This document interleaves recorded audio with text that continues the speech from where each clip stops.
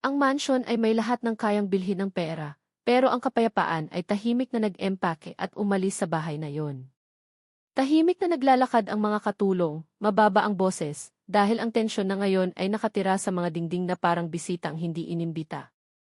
Ang baby sa bahay ay iba na ang pakiramdam nitong mga araw, at bawat pusong nasa paligid ay dala-dala ang lumalaking tahimik na takot. Tumigil na ang nanay sa pagdalo sa mga party, mas matagal ang titig sa crib, na para bang lilitaw ang sagot sa mga tahimik na hininga. Dinoble ng tatay ang oras sa trabaho, nagpapanggap na ang tagumpay ay makakapagpatahimik sa hindi magandang pakiramdam na sumusunod sa kanya pauwi.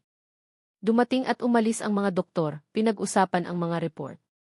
Pero may isang bagay na hindi sinasabi, lumulutang sa pagitan ng mga nag-aalalang tingin. Ang nursery na dating puno ng tawa ay parang waiting room na ngayon kung saan nakaupo ang pag-asa sa tabi ng mabibigat na iniisip. Mas nagsikap ang lahat, mas maraming pag-aalaga, mas maraming atensyon. Gayunpaman, bulong pa rin ang hangin na may nakakaligtaan. Tanging isang tao ang nanonood ng walang katayuan, walang yabang, simpleng mga mata na sinanay ng maraming taon ng tunay na hirap. Ang katulong ay marahang gumagalaw, pinapanood ang maliliit na detalye. Habang ang iba ay nagmamadali at nagsasalita ng malalaking salita ng may kumpiyansa, napansin niya ang mga pattern sa katahimikan, maliliit na pagbabago sa routine, mga bagay na nakikita ng pag-ibig kapag tahimik na ang ego.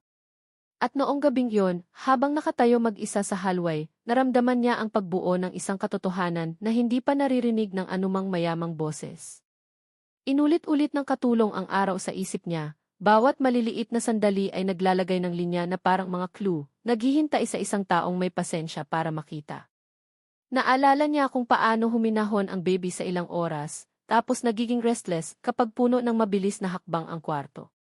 Habang ang iba ay nagtitiwala sa schedule at charts, siya ay nagtitiwala sa ritmo, sa mga pause, at sa wika na madalas sinasalita ng katahimikan. Napansin niya na nagbabago ang oras ng pagkain kapag may bisita. Ang routine ay yumuyuko sa mga meeting, hindi sa maliliit na pangangailangan. Walang sinasadyang masama, pero ang pag-ibig na na-distract ng status ay minsan nakakalimutan kung paano umaasa ang maliliit na puso sa simpleng kaayusan. Sinubukan ng nanay ang kanyang makakaya. Gayunpaman, kumatok na ang guilt ng mahina, sinasabi na may mahalagang bagay na nawawala. Malakas na nagsasalita ang tatay tungkol sa solusyon pero iniiwasan ang pinto ng nursery, natatakot sa damdaming hindi niya makontrol. Sinusunod ng mga katulong ang instructions, hindi ang instinct, dahil sa mayamang bahay ay madalas mas malakas ang utos kaysa sa pag-aalala. Pero dala ng katulong ang lumang alaala ng pagpapalaki sa mga kapatid, kung saan ang kaligtasan ay nakadepende sa pagpansin sa mga bagay na hindi napapansin ng iba. Pinanood niya ang ilaw sa kwarto, ang mga tunog, ang mahabang katahimikan kapag nakahiga ang baby sa mundo na masyadong tahimik o masyadong maingay. Dahan-dahang nabuo ang isang iniisip, hindi sisihin, hindi akusasyon, simpleng katotohanan tungkol sa presensya at matatag na ginhawa. At alam niya na ang pagsasalita ay maaaring magastos sa kanyang trabaho. Gayunpaman, ang pagtahimik ay maaaring magastos ng mas mahalagang bagay. Pumasok ng mahina ang liwanag ng umaga, pero sa loob ng bahay, mabigat pa rin ang pag-aalala na parang bisitang ayaw umalis. Nakatayo ang nanay sa bintana, pagod ang mga mata, inuulit-ulit ang mga gabi na pinili niya ang tawag kaysa sa tahimik na oras sa nursery. Mahal na mahal niya ang anak, gayunpaman, sinanay siya ng tagumpay na sukatin ang buhay sa mga meeting, hindi sa mga yakap na sandali. Mula sa malayo ay nanonood ang tatay, tumataas ang guilt, pero pinipigilan siya ng pride na sabihin, ang problema ay naaayos ng pera. Sa pagitan nila ay lumaki ang katahimikan, hindi galit, kundi takot na hindi nila alam kung paano gawing tapat na usapan. Tahimik na pumasok ang katulong, matatag ang puso, alam na ngayon kailangan ng katapangan ng katotohanan kaysa sa pahintulot. Mahinahong nagsalita siya, hindi bilang katulong, kundi bilang taong nakakaunawa kung paano binubuo ng maliliit na pagbabago ang marupok na routine. Binanggit niya ang mga nagbabagong schedule, ang patuloy na ingay, ang nawawalang matatag na presensya na tahimik na umaasa ang baby. Tumahimik ang kwarto, hindi dahil sa galit, kundi sa gulat sa pagdinig ng simpleng bagay na kanilang nakaligtaan. Sa unang pagkakataon, tiningnan nila ang isa't isa, hindi bilang tagumpay na tao, kundi bilang dalawang taong natatakot na mabigo sa pag-ibig. Walang nag-away dahil sa malalim na parte, tumugma ang mga salita niya sa damdaming sinubukan nilang baliwalain sa mga araw. At sa katahimikang iyon, nagsimulang maging kamalayan ang guilt, ang unang hakbang patungo sa pagbabagong naghihintay mangyari. Bumagal ang bahay noong araw na iyon na para bang sumang-ayon ang oras mismo na mag-pause at makinig pagkatapos magsalita ng malakas ang katotohanan. Kinansela ang mga meeting, pinatahimik ang mga phone, at sa unang pagkakataon, naghintay ang tagumpay sa labas ng pinto ng nursery nang walang reklamo.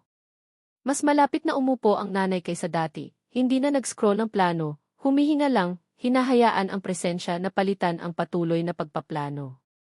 Tahimik na pumasok ang tatay, una ay hindi sigurado, tapos na natili, natututo na mas mahalaga ang pagpapakita kaysa sa pag-aayos. Mahinahong ginabayan ng katulong, nagmumungkahi ng kalmadong routine na binubuo ng consistency kaysa pressure o opinyon mula sa labas.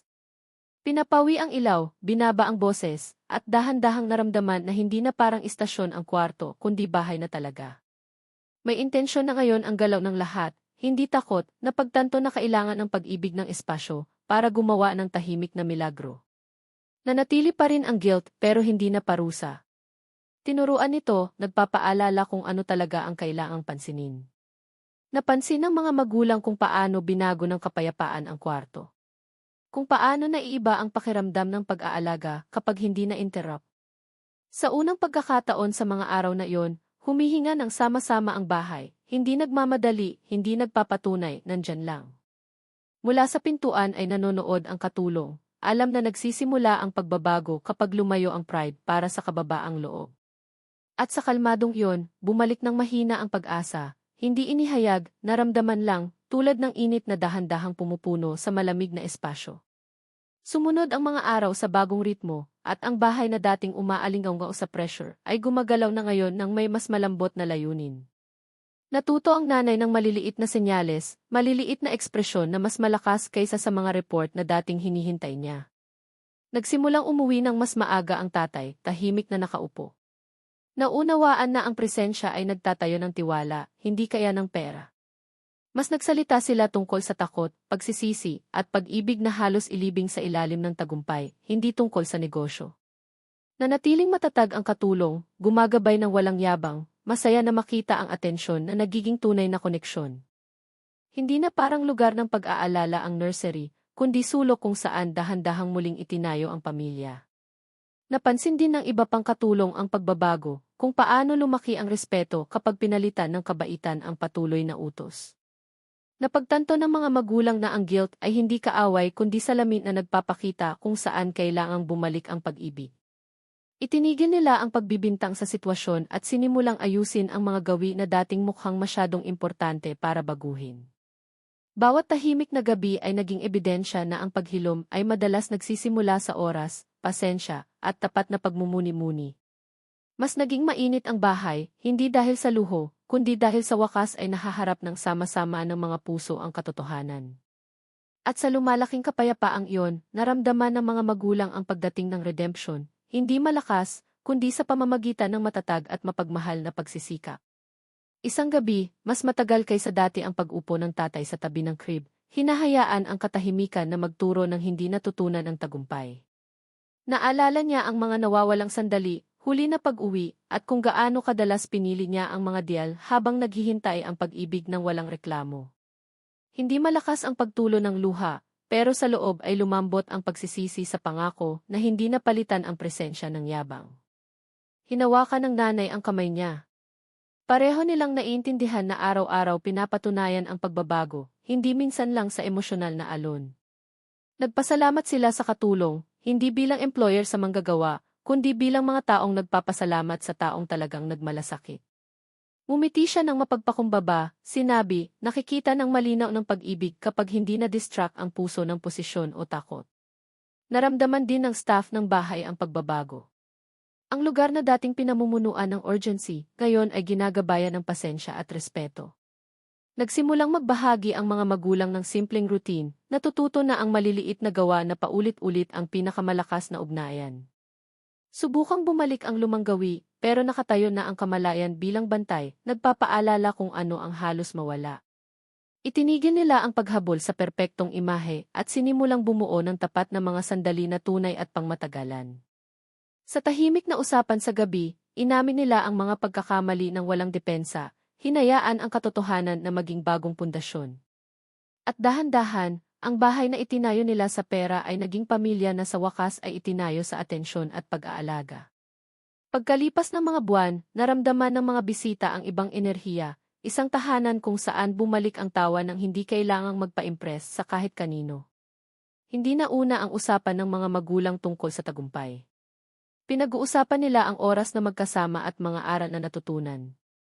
Nanatiling tahimik na sentro ng kanilang mundo ang baby, araw-araw na nagpapaalala kung ano talaga ang karapat-dapat pansinin. Pinanatili nila ang matatag na routine, pinoprotektahan ang simpleng sandali tulad ng dati nilang pinoprotektahan ang mga business secret. Tinuring na parang pamilya ang katulong, pinahahalagahan ang boses niya, naaalala ang kanyang pag-aalaga bilang turning point. Ibinahagi ng tatay ang kanyang kwento sa mga kaibigan, inamin kung paano siya dati na blind ng pride sa pinakamahalaga. Hinikayat ng nanay ang ibang magulang na mag-slow down, sinasabi, nawawala ang pag-ibig kapag patuloy na ipinagpapaliban. Hindi dramatic sa labas ang kanilang pagbabago, pero sa loob ay muling itinayo nito ang tiwala, init at tapat na koneksyon. Naunawaan na nila ngayon na ang guilt ay maaaring sirain o gabayan depende kung pipiliin ng puso na makinig. Ang halos mawala nila ay naging dahilan ng kanilang paglago, ginawang responsibilidad ang takot at aksyon ang pag-ibig. Nanatiling matayog ang mansyon, pero ngayon ay maihawak ito ng mas malaki kaysa yaman. Isang pamilyang gising at aware, at bawat gabi na natili ang kapayapaan, dahil sa wakas ay natuto sila na ang presensya ang pinakamayamang regalo na maibibigay ng magulang. Pagkalipas ng mga taon, hindi tungkol sa yaman ang kwento ng bahay na yon, kundi tungkol sa araw na bumaba ang pride at pumasok ang pag-ibig. Patuloy na naaalala ng mga magulang kung gaano sila kalapit sa pagkawala ng tahimik na katotohanan na nakatayo sa tabi nila sa lahat ng oras. Tinuruan nila ang anak na unahin ang kabaitan, pangalawa ang tagumpay, para hindi na maulit ang kasaysayan sa loob ng mga dingding na yon. Naging family tradition ang karunungan ng katulong, paalala na hindi pantay ang status sa pag-unawa o pag-aalaga. Sa tuwing abala ulit ang buhay, bumabalik sila sa aral na yon. Ang atensyon ang wika na pinakaintindihan ng pag-ibig. Natuto sila na ang takot na binabaliwala ay nagiging distansya, pero ang takot na hinarap ng sama-sama ay nagiging tulay pa uwi. Ipinakita ng kanilang paglalakbay na hindi tinatapos ng mga pagkakamali ang pamilya kapag pinili ng katapatan at pagsisikap na manatili. Hindi na hinahabol ng tatay ang bawat dial at hindi na sinusukat ng nanay ang halaga sa mga imbitasyon. Sa halip, pinoprotektahan ang mga gabi, pinahahalagahan ang simpleng usapan, at tinuturing na kayamanan ang maliliit na routine. Nakikita ng mga bisita ang kaginhawaan, hindi tensyon. Isang tahanan na ginagabayan ng kamalayan kaysa imahe o pressure. Ang nagsimula sa pag-aalala ay nagtapos sa paggising, pinatunayan na lumalago ang redemption kung saan pinamumunuan ng kababaang loob. At ang pinakamalaking yaman na nakuha nila ay ito, hindi na muling hayaang maghintay ang pag-ibig habang ang ambisyon ang nakaupo.